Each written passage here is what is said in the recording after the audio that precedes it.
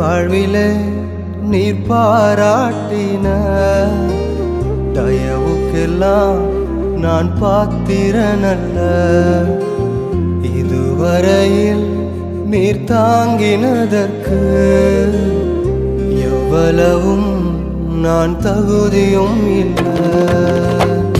என் வாழ்விலே நீர் பாராட்டின தயவுக்கெல்லாம் நான் பாத்திரனல்ல.